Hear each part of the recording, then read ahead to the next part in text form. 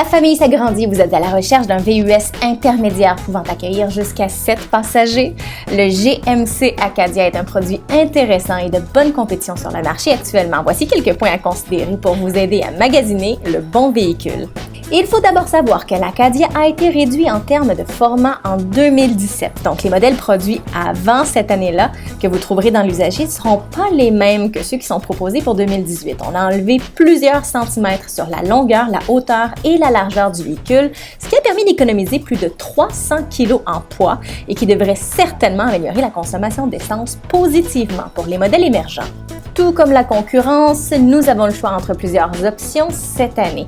La version d'entrée de gamme est le SLE1 pour 7 passagers qui est disponible à partir de 36 145 $, frais de transport et de préparation inclus.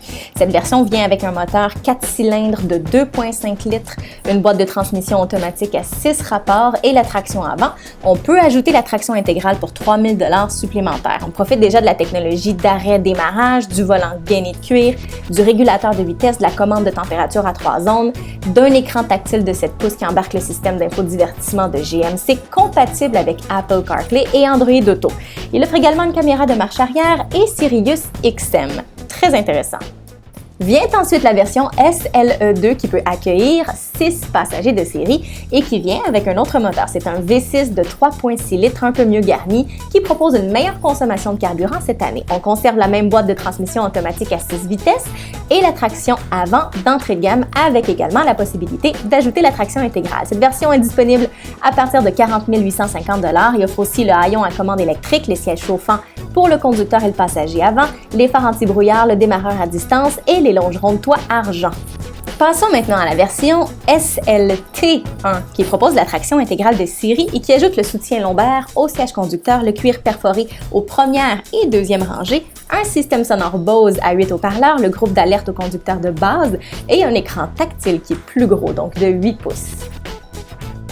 L'avant-dernière version, le SLT2 à partir de 50 545 $, ajoute les sièges chauffants aux extrémités de la deuxième rangée, les phares IntelliBeam, le groupe remorquage qui permet de remorquer jusqu'à 4000 livres, l'aide au stationnement avant et arrière, ainsi que le groupe d'alerte au conducteur avancé.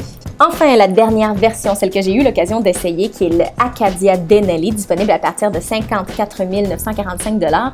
Évidemment, on retrouve une foule d'éléments qui améliorent son design à l'extérieur, dont la calandre distinctive Denali, les roues de 20 pouces, les longerons de toit au fini brillant. À l'intérieur, les sièges avant chauffants sont ventilés et le volant aussi est chauffant. On profite aussi des phares à décharge à haute intensité qui améliorent la visibilité le soir. Un beau modèle, mais qui commence à coûter cher, surtout qu'il s'agit de la plus grosse version, mais qui n'est pas encore équipée de toutes les options disponibles. Bref, si vous avez déjà essayé un GMC Acadia, vous trouverez que son habitacle est encore plus luxueux qu'avant.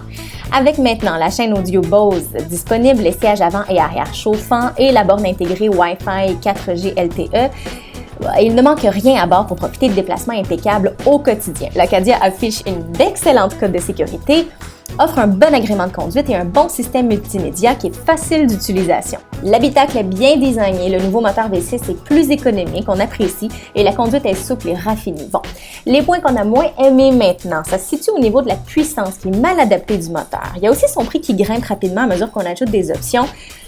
Faut pas chercher une conduite sportive, l'Acadia est dédiée à déplacer les membres de la famille en toute sécurité avec un maximum de confort, point.